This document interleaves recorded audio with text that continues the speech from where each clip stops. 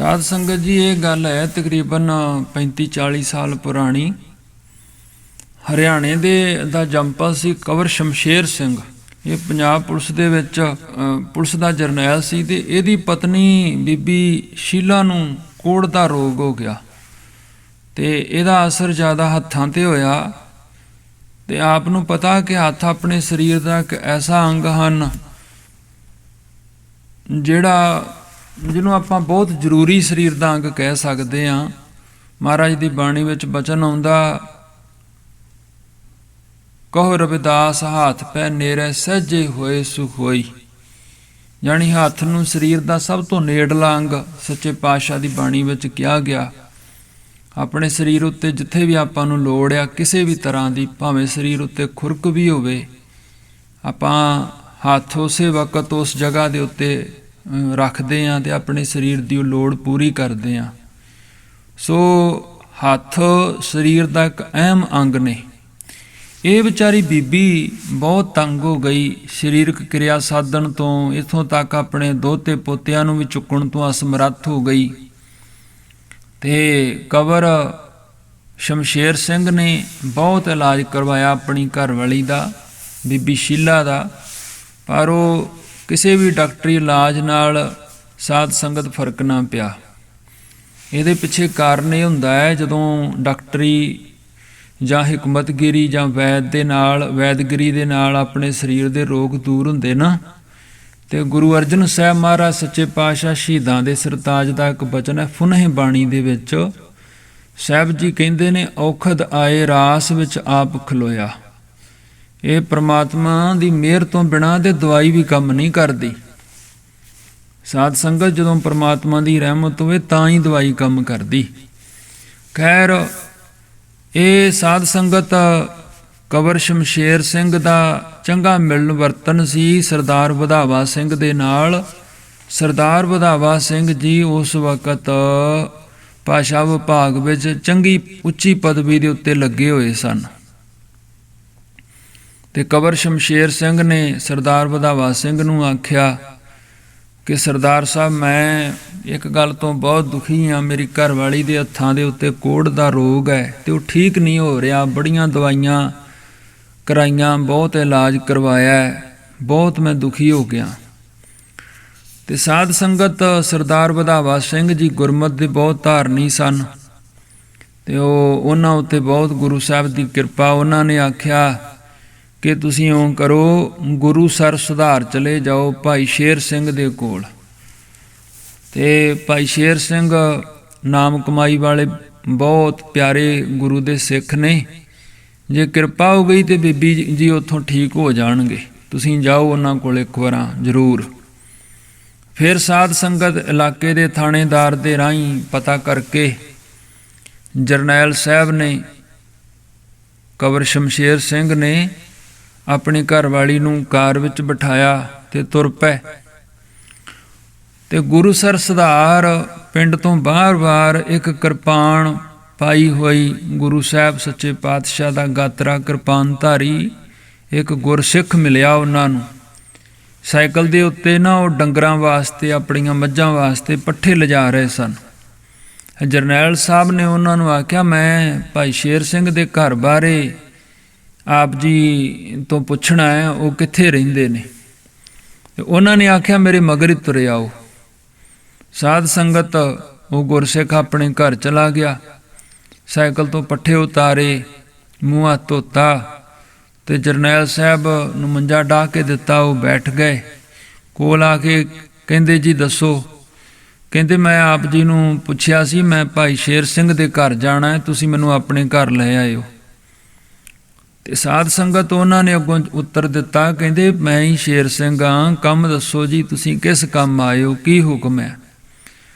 ये गल सुन के एक बार तो वो जरनैल कंवर शमशेर सिंह बहुत हैरान हो गए, सोनी हो गए भी ये तो किरती गुरु का सिख है, कोई वेलड़ नहीं, भी किरत करन वाला गुरु का सिख है।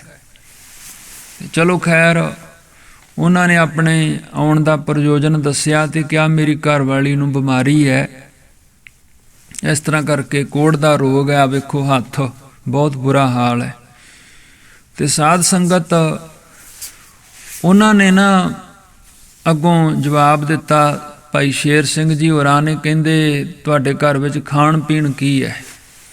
ਖਾਣ ਪਾਣ ਉਹਨਾਂ ਦਾ ਇਹ ਸੀ ਕਿ ਪਰਿਵਾਰ ਵਿੱਚ ਮੀਟ ਸ਼ਰਾਬ ਚੱਲਦਾ ਸੀ, ਪਰਿਵਾਰ ਮੀਟ ਸ਼ਰਾਬ ਦਾ ਆਦੀ ਸੀ। ਉਹਨਾਂ ਨੇ ਕਿਹਾ ਮੈਂ ਤੁਹਾਨੂੰ ਕੁਝ ਨਹੀਂ ਦੱਸਣਾ, ਨਾ ਮੈਂ ਤੁਹਾਡੇ ਨਾਲ ਕੋਈ ਹੋਰ ਗੱਲ ਕਰਨੀ ਚਾਹੁੰਦਾ, ਪਹਿਲਾਂ ਆਪਣਾ ਖਾਣ ਪਾਣ ਠੀਕ ਕਰੋ ਫਿਰ ਆਇਓ। ਤੇ ਖੈਰ ਉਹਨਾਂ ਨੂੰ ਲੋੜ ਸੀ, ਗਰਜਦੇ ਕਰਕੇ ਇਨਸਾਨ ਬਹੁਤ ਕੁਝ ਕਰਦਾ, ਇਸ ਕਰਕੇ ਉਹਨਾਂ ਨੇ ਸਾਧ ਸੰਗਤ ਆਪਣਾ ਖਾਣ ਪਾਣ ਠੀਕ ਕੀਤਾ, ਫਿਰ ਹਾਜ਼ਰ ਹੋਏ। ਤੇ ਭਾਈ ਸਾਹਿਬ ਕਹਿਣ ਲੱਗੇ ਭਾਈ ਸ਼ੇਰ ਸਿੰਘ, ਕਬਰ ਸ਼ਮਸ਼ੇਰ ਸਿੰਘ ਨੂੰ, ਕਿ ਵੇਖੋ ਭਾਈ ਸ਼ਮਸ਼ੇਰ ਸਿੰਘ ਜੀ, ਗੁਰੂ ਨਾਨਕ ਸਾਹਿਬ ਦੇ ਘਰ ਵਿੱਚ ਸਾਰੀਆਂ ਬਰਕਤਾਂ ਨੇ, ਸਾਰੀਆਂ ਬਰਕਤਾਂ। ਗੁਰਬਾਣੀ ਨੂੰ ਪੜ੍ਹਨ ਸੁਣਨ ਨਾਲ ਵੱਡੇ ਵੱਡੇ ਦੁੱਖ ਦੂਰ ਹੋ ਜਾਂਦੇ ਨੇ।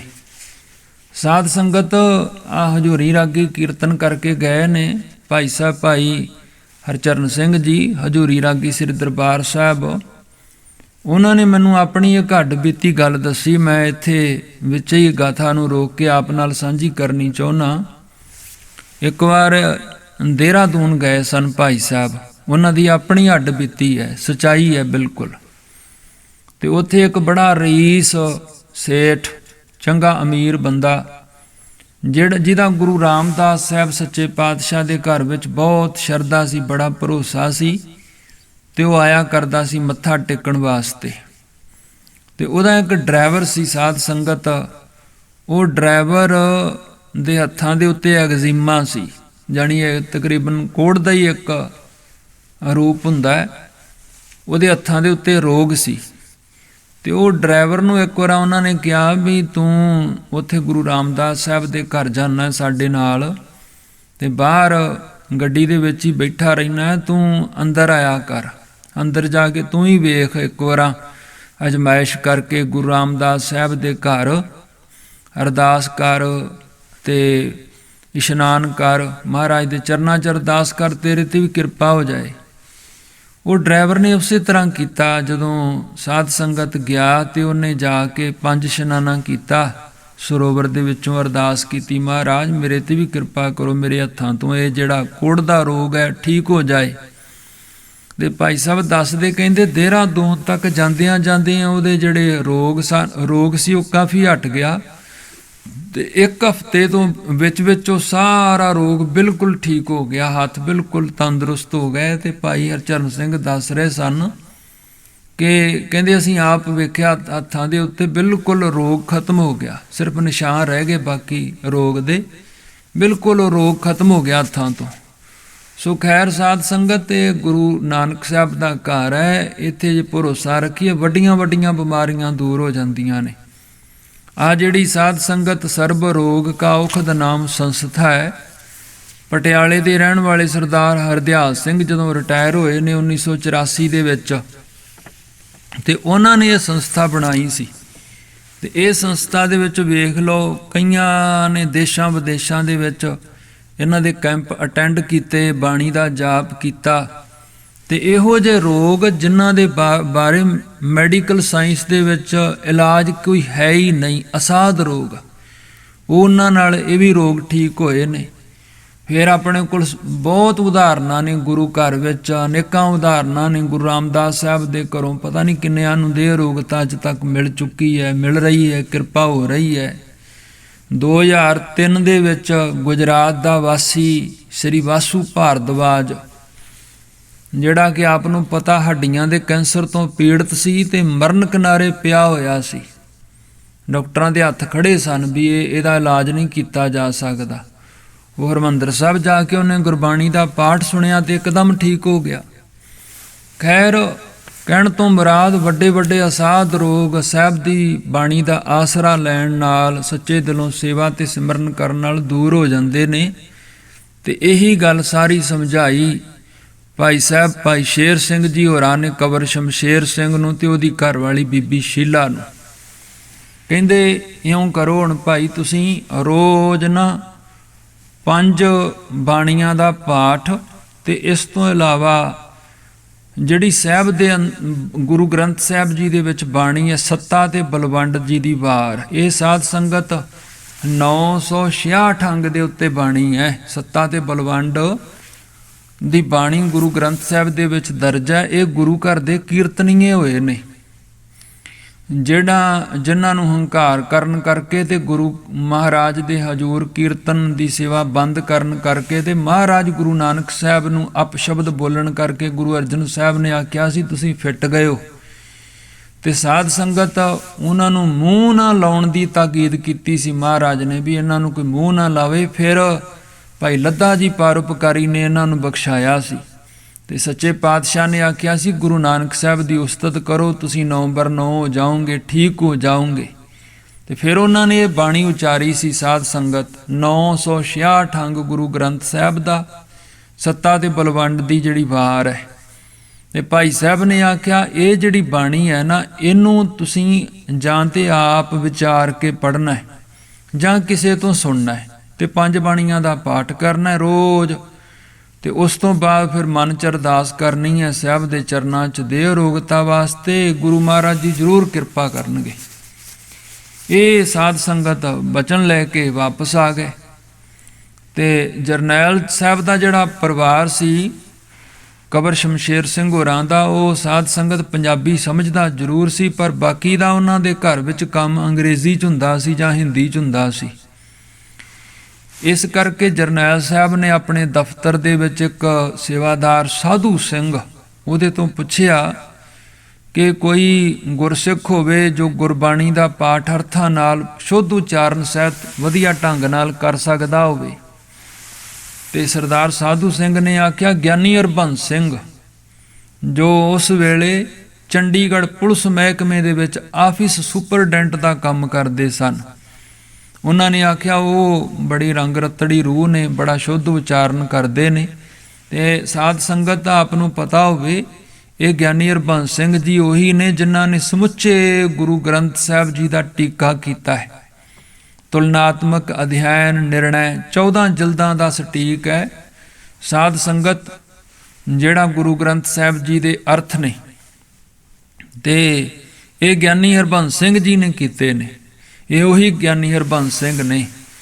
ਫਿਰ ਗਿਆਨੀ ਜੀ ਨੇ ਜਦੋਂ ਬੇਨਤੀ ਕੀਤੀ, ਕਬਰ ਸ਼ਮਸ਼ੇਰ ਸਿੰਘ ਨੇ ਉਹਨਾਂ ਦੀ ਬੇਨਤੀ ਨੂੰ ਮੰਨਦਿਆਂ ਹੋਇਆਂ ਡਿਊਟੀ ਸਾਧ ਸੰਗਤ ਜਿਹੜੀ ਆਪਣੀ ਸੀ ਪੁਲਿਸ ਮਹਿਕਮੇ ਦੀ, ਉਹ ਤੋਂ ਵਿਹਲਿਆਂ ਹੋ ਕੇ ਰੋਜ਼ ਫਿਰ ਇਹਦੀ ਕਬਰ ਸ਼ਮਸ਼ੇਰ ਸਿੰਘ ਦੀ ਕੋਠੀ ਜਾਣਾ, ਰੋਜ਼ ਕੋਠੀ ਜਾ ਕੇ ਤੇ ਬੀਬੀ ਸ਼ੀਲਾ ਨੂੰ ਸਾਹਿਬ ਦੀ ਪਵਿੱਤਰ ਬਾਣੀ ਦਾ ਜਾਪ ਸੁਣਾਉਣਾ, ਸੱਤਾ ਬਲਵੰਡ ਜੀ ਦੀ ਬਾਣੀ ਦਾ ਰੋਜ਼ ਜਾਪ ਸੁਣਾਉਣਾ।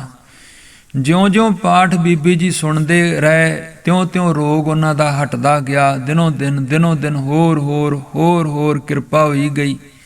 ਅਖੀਰ ਨੂੰ ਗੁਰੂ ਮਹਾਰਾਜ ਦੀ ਕਿਰਪਾ ਨਾਲ ਬੀਬੀ ਸ਼ੀਲਾ ਬਿਲਕੁਲ ਤੰਦਰੁਸਤ ਹੋ ਗਈ। ਤੇ ਸਾਧ ਸੰਗਤ ਫਿਰ ਦੁਬਾਰਾ ਗਏ, ਜਿਵੇਂ ਸ਼ੁਕਰਾਨੇ ਵਜੋਂ ਜਾਈਦਾ ਭਾਈ ਸ਼ੇਰ ਸਿੰਘ ਜੀ ਦੇ ਕੋਲ ਗੁਰੂਸਰ ਸੁਧਾਰ, ਜਾ ਕੇ ਆਖਣ ਲੱਗੇ ਜੀ ਗੁਰੂ ਸਾਹਿਬ ਦੀ ਕਿਰਪਾ ਹੋ ਗਈ ਹੈ, ਤੁਹਾਡੇ ਕਹੇ ਬਚਨਾਂ ਅਨੁਸਾਰ ਮੈਂ ਬਿਲਕੁਲ ਠੀਕ ਹੋ ਗਈ ਹਾਂ। ਤੇ ਭਾਈ ਸਾਹਿਬ ਨੇ ਆਖਿਆ ਹੁਣ ਤੁਸੀਂ ਇਉਂ ਕਰੋ, ਸਾਹਿਬ ਦਾ ਸ਼ੁਕਰਾਨਾ ਕਰਦਿਆਂ ਹੋਇਆ ਨਾ ਇੱਕ ਅਖੰਡ ਪਾਠ ਸਾਹਿਬ ਸੁਣੋ, ਘਰੇ ਅਖੰਡ ਪਾਠ ਸਾਹਿਬ ਕਰਾਓ ਤੇ ਨਾਲ ਸੇਵਾ ਕਰੋ, ਸਰਵਣ ਕਰਨੀ ਬਾਣੀ ਵੱਧ ਤੋਂ ਵੱਧ। ਤੇ ਉਸ ਤੋਂ ਬਾਅਦ ਹਜੂਰ ਸਾਹਿਬ ਵੀ ਜਾ ਕੇ ਆਓ ਸ਼ੁਕਰਾਨੇ ਵਜੋਂ। ਤੇ ਇਸ ਤਰ੍ਹਾਂ ਨਾਲ ਬਾਣੀ ਦਾ ਜਾਪ ਕਰਦੇ ਰਹਿਣਾ। ਸੱਚੇ ਪਾਤਸ਼ਾਹ ਦਾ ਚਲੋ ਠੀਕ ਹੋ ਗਏ ਹੋ ਤੁਸੀਂ, ਸ਼ੁਕਰ ਹੈ। ਇਹ ਸਾਧ ਸੰਗਤ ਜਿਹੜੀ ਗਾਥਾ ਹੈ ਨਾ, ਇਹ ਜੋ ਕਹਾਣੀ ਹੈ ਆਪ ਦੇ ਸਨਮੁਖ ਕਈ ਵਾਰ ਪਹਿਲਾਂ ਵੀ ਮੈਂ ਸਾਂਝੀ ਕੀਤੀ ਹੈ, ਇਹ ਕੋਈ ਮਨ ਘੜਤ ਨਹੀਂ ਜੋ ਆਪ ਨੇ ਗੱਲ ਸੁਣੀ ਹੈ।